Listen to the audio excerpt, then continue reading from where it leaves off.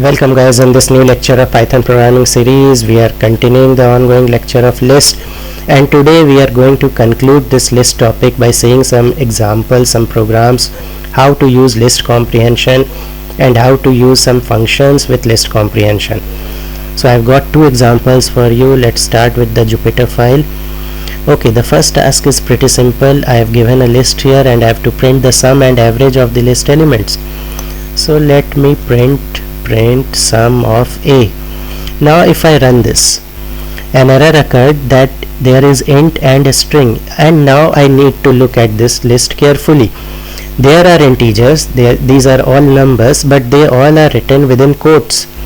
So Python is treating them as a string because they are written within quotes. So my task first is to convert this list of characters into a list of integers, and here comes the use of list comprehension. So in the last lecture we saw how to write list comprehension, so I am not getting into detail now. I'll start away writing this I for I in A.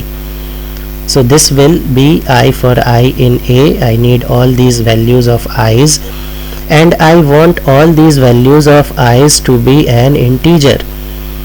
Now if I run this, so let me change it to sum of s. Now it is 15.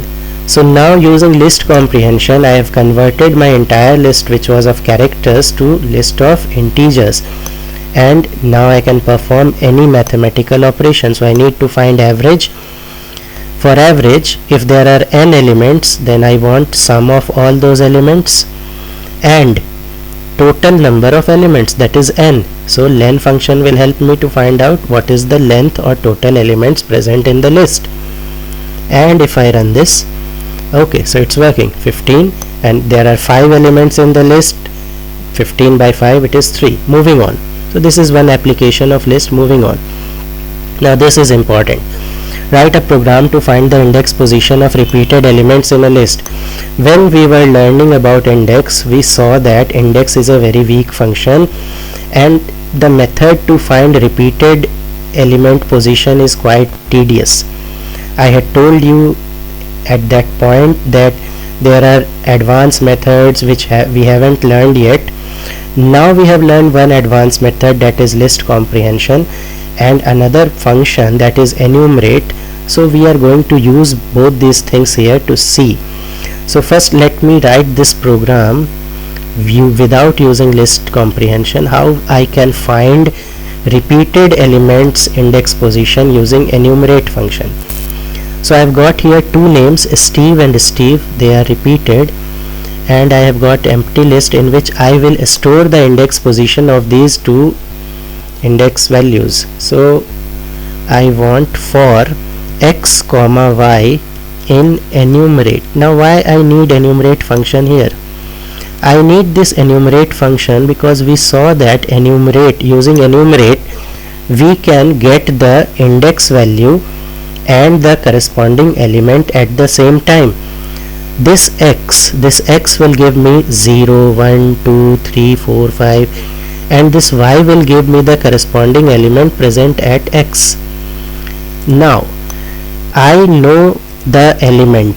I know that I want Steve. So what I will do, I will check only for x.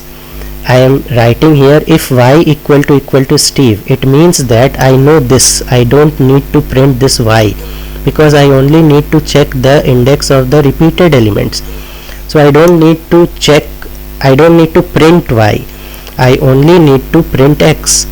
So what it will do, it will check for x and y in D, but if the positional element is Steve, if y is Steve, then in E, in that empty list, I will append the value of x, that is the index position of Steve, and then I will print this E.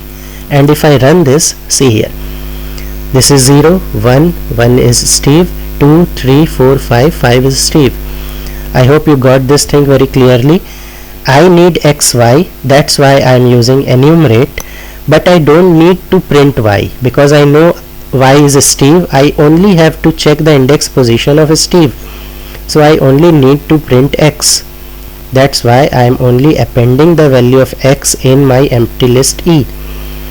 While learning enumerate function, we were printing x comma y because we need index and values to be printed at the same time. Okay, now let me copy paste and write this thing in entire single line using list comprehension. So let's see here, Control V. Now how to write? We know that first I need to write this output. Now my x is output, so I'll write here x, then my outer loop. This is my outer loop. Let me write the outer loop. We have seen these things in list comprehension. I am not going into detail now. Just if you are not getting this thing, click on that video lecture again, and then this inner loop, Control C and Control V, and let me paste this thing here. Okay, so now it's clear how to write list comprehension. Output first, then outer loop, and then inner loop, and then I'll print this E, and let me run this. Okay, so now it's working. So this was all about list comprehension.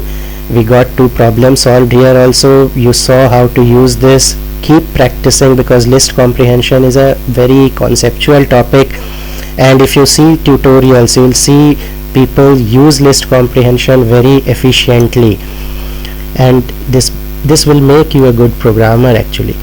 So for the time being, thank you. I hope you got everything correct. If you have any doubts, do comment your comments in the section, and thank you.